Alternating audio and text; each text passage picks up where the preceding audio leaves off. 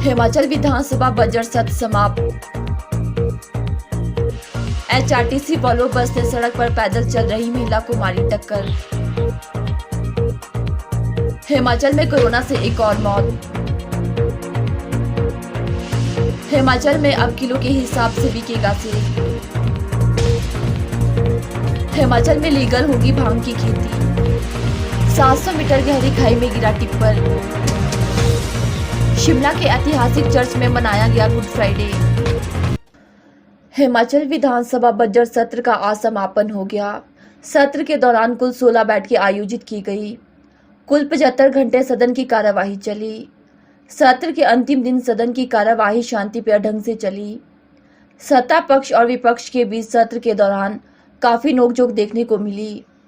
विपक्ष ने सरकार को संस्थानों को बंद करने, विधायक निधि रोकने सहित कई मुद्दों को लेकर घेरने का प्रयास किया, जबकि सत्ता पक्ष की तरफ से भी विपक्ष के सवालों का मजबूती से जवाब दिया गया। सरकार बनने के बाद ये पहला बजट सत्र था और बजट सत्र के दौरान हालांकि ऑपोजिशन के लिए एक चीज की थोड़ी सी कठिनाई रहती है कि नई सरकार के खिलाफ मुद्दे कम होते हैं, लेकिन अब की बार ऐसा नहीं था। और मैं इस बात को कह सकता हूं कि जो मुद्दे आमतौर पर 2 साल 3 साल के कार्यकाल के बाद सरकार के खिलाफ खड़े होते थे, वो मुद्दे अब की बार 3 महीने के कार्यकाल में विपक्ष के पास थे। और मैं सभी विपक्ष के माननीय विधायकों का धन्यवाद करना चाहूंगा कि सारे मुद्दे बहुत प्रभावी ढंग से सदन के अंदर उठाए गए। और जब सदन के अंदर ऐसी परिस्थिति बनी कि जब बात नहीं सुनी गई, मानी गई, तो सदन से वॉकआउट भी किया, सदन के बाहर भी अपनी बात रखी। और जो वर्तमान में, अब मुझे सरकार के बारे में ज्यादा टिप्पणी नहीं करनी क्योंकि हम विधानसभा के अंदर इन दिनों में काफी बोले हैं, विधानसभा के बाहर बोले हैं, लेकिन मैं इतना जरूर कहना चाहूंगा, एक लोकतांत्रिक व्यवस्था के अनुरूप विपक्ष की जो भूमिका जो हमसे एक्सपेक्ट करती है पूरे जनता प्रदेश की, हमने उस पर खरा उतरने की कोशिश। देखिए, ये जब बौखलाहट होती है, अब सत्ता में रहते हुए तो थोड़ा कम गुस्सा आता था, लेकिन विपक्ष में रहते हुए बहुत गुस्सा आता है और बहुत जल्दी उठ जाते हैं।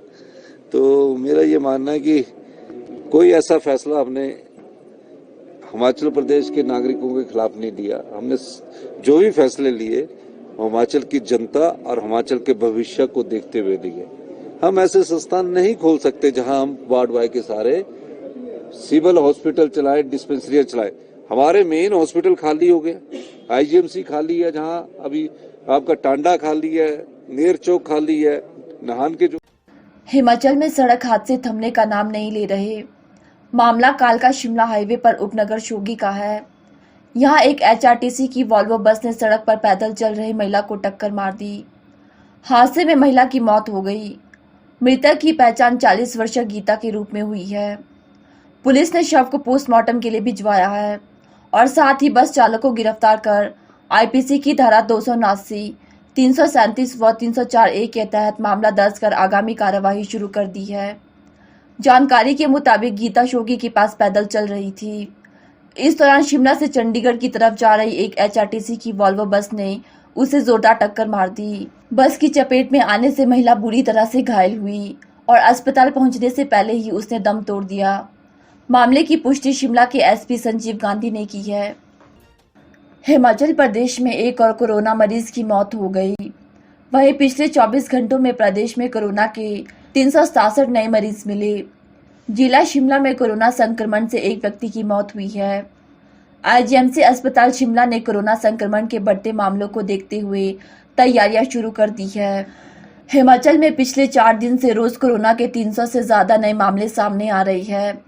हालांकि 24 घंटों में 130 कोरोना मरीज ठीक भी हुई है, लेकिन प्रदेश में कोरोना के एक्टिव मरीजों का आंकड़ा बढ़कर 1933 के पार पहुंच गया। 19 मरीज अस्पताल में एडमिट है। इस बीच एक मरीज की मौत होने से प्रदेश में कोरोना वायरस से मरने वालों का आंकड़ा बढ़कर 4197 हो गया है। आईजीएमसी के एमएस डॉक्टर राहुल राव और सीएम सुक्खू भी लोगों से अपील कर चुके हैं कि वे मास्क पहने। मरीजों और उनके तीमानदारों को मास्क लगाने के लिए प्रेरित कर रही है। मास्क पहनकर ही घर से बाहर निकलना चाहिए, क्योंकि कोरोना हमारे आसपास ही है। इसीलिए कोविड नियमों का पालन करना बेहद जरूरी है। हिमाचल प्रदेश के सेब बागवानों के लिए राहत की खबर है। सुक्खू सरकार ने किलो के हिसाब से सेब खरीदने का निर्णय लिया है। आने वाले सेब सीजन में बागवान किलो के हिसाब से सेब बेच सकेंगे। सरकार ने बागवानों को इस लंबित मांग को मान लिया है। बागवान पिछले काफी समय से सरकार से किलो के हिसाब से सेब खरीदने की मांग कर रहे थे। मुख्यमंत्री सुक्खू ने भी बागवानों से वादा किया था कि उनको उनकी फसल के सरकार उचित दाम देगी और उन्हें नुकसान से बचाएगी, और यह वादा अब पूरा हो गया है। बागवानों को नुकसान से बचाने के लिए सरकार ने व्यवस्था की है कि पेटी से 24 किलो से ज्यादा की मात्रा में सेब नहीं बेचा जाएगा। अगर कोई इससे ज्यादा मात्रा में सेब बेचता है तो उसके खिलाफ एपीएमसी एक्ट के तहत कार्रवाई की जाएगी। इसी शर्त पर अब लोगों को लाइसेंस दिया जाएगा और उनके लाइसेंस को रिन्यू किया जाएगा। एपीएमसी एक्ट की अवहेलना करने वालों के खिलाफ कार्रवाई करने के लिए सरकार ने 5 सदस्यीय कमेटी का गठन किया है। उन्हें दोषियों के खिलाफ कार्रवाई करने की शक्तियां भी दी है। सरकार ने सभी एसडीएम, तहसीलदार और नायब तहसीलदार के अलावा सभी deputy director, senior marketing officer और सभी एपीएमसी सचिवों को कार्यवाही के लिए अधिकृत कर दिया है। हिमाचल प्रदेश विधानसभा में बजट सत्र के अंतिम दिन नियम 63 के तहत भांग की खेती को लीगल करने को लेकर चर्चा लाई गई। द्रंग से भाजपा विधायक पूर्णचंद ने सदन में इसकी चर्चा लाई। विधानसभा सदस्य ने भांग के औषधीय गुणों का हवाला देते हुए इसे लीगल करने की मांग उठाई गई, जिसके बाद सरकार ने इसके लिए 5 सदस्यीय कमेटी का गठन करने का निर्णय लिया है। भांग की खेती के बारे में मैंने तो देखो अभी इसकी ज्यादा जानकारी मैं प्राप्त कर रहा हूँ, और भांग की खेती के बारे में कमेटी बनाई है 63 के तहत। पूर्णचंद ठाकुर जी जो कि मंडी द्रंग से भारतीय जनता पार्टी के विधायक है, और हंसराज जी और सुंदर ठाकुर जी, इन सब लोगों ने अपने विचार रखे हैं। तो इस दृष्टि से कि जैसे कि हंसराज जी ने अपना अनुभव बताया, तो अगर मेडिसिन यूज के लिए होगा तो अभी तो इस पर कमेटी बनाई है। जब तक कमेटी रिपोर्ट देंगे, कमेटी की रिपोर्ट के बाद स्टडी करेंगे, उसके बाद हम इस दृष्टि से आगे बढ़ेंगे। क्या इसमें अफीम भी ले रहे? वो तो भांग पर थी, अफीम के तो हिमाचल में वातावरण डिस्कशन। सर, नेता प्रतिपक्ष ने ये पक्ष में, इसमें दोनों चीजें, पक्ष में विपक्ष में, मैं इस बात को कह सकता हूं, और इसको थोड़ा अध्ययन करने की आवश्यकता है, जल्दबाजी नहीं करनी चाहिए। क्या हम एक कंट्रोल्ड एटमॉस्फेयर में ये परमिशन अगर देते हैं तो उसको हम करने की स्थिति में हैं? कंट्रोल्ड एटमॉस्फेयर में तो हम एक्साइज की सारी चीजें जो है, वो शराब जो है वो भी बनती है, वो भी तो एक उस तरह से होती है, लेकिन उसके बावजूद भी बहुत जगह हमने देखा कि उसके कारण परिणाम अच्छे नहीं है कई जगह। इसलिए दोनों पक्ष को इसको देखने की आवश्यकता, बहुत जल्दबाजी करने की आवश्यकता इसमें नहीं है। सरकार इस चुनाव से इतनी डरी हुई है कि उनको मालूम नहीं पड़ रहा है कि भी वो क्या कर रहे हैं। उल्टा सीधा बहुत सारी चीजें कर रहे हैं, मामले कोर्ट में भी हैं, और इसलिए हास्य का विषय बना है। लेकिन फिलहाल मैं उसमें कुछ नहीं कहना चाहता हूं। चुनाव में हम भी जाएंगे, दम के साथ जाएंगे, मुकाबला करेंगे। ठीक। हिमाचल प्रदेश के सिरमौर जिले के संगड़ा हरिपुर दार मार्ग पर डोम के बाग में एक टिप्पर दुर्घटनाग्रस्त होकर करीब 700 मीटर गहरी खाई में लुढ़क गया।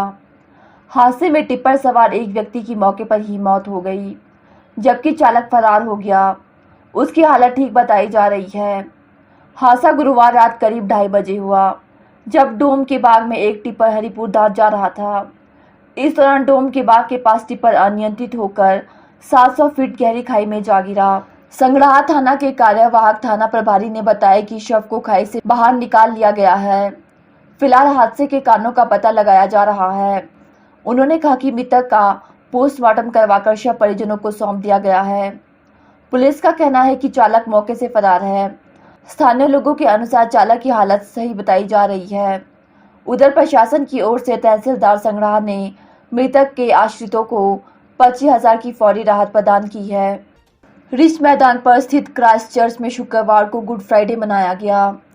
प्रभु ईसा मसीह के बलिदान को याद करते हुए विश्व शांति के लिए मौन रखा गया और प्रार्थना की गई। प्रार्थना सभा के बाद भगवान मसीह की शिक्षाओं पर सभा का आरंभ हुआ। इस मौके पर सैकड़ों ईसाई धर्म के अनुयायी चर्च में एकत्रित हुए और दीप प्रज्वलित किए। दिन भर चले प्रार्थना सभा में ईसा मसीह की शिक्षाओं पर प्रकाश डाला गया। सभा में प्रेम और क्षमा के महत्व पर बल दिया गया। बाइबल का पाठ करते हुए पादरी सोहनलाल ने बताया कि जहां प्रेम है वहां क्षमा भी है।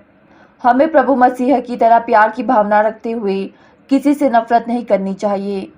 चर्च के पादरी सोहनलाल ने बताया कि गुड फ्राइडे को होली फ्राइडे, ब्लैक फ्राइडे और ग्रेट फ्राइडे के नाम से भी जाना जाता है। उन्होंने कहा कि यहूदियों ने मसीह द्वारा अपने आप को परमेश्वर का पुत्र कहे जाने पर मसीह को प्राणदंड की सजा दी। दुनिया को पाप मुक्त करने के लिए ईसा मसीह ने अपने प्राण त्याग दिए थे। उनके त्याग को गुड फ्राइडे के दिन याद किया जाता है और सभी विश्वासी इस दिन निश्चय करते हैं कि मसीह के गुणों को अपने जीवन में अपनाते हुए आगे बढ़े। शिमला का क्राइस्ट चर्च सन 1857 में नियोगोथिक शैली में बना था। इसका निर्माण 13 साल बाद किया गया। चर्च पर लगी बड़ी घंटी 1860 में कर्नल डम्बेल्टन ने दान की थी।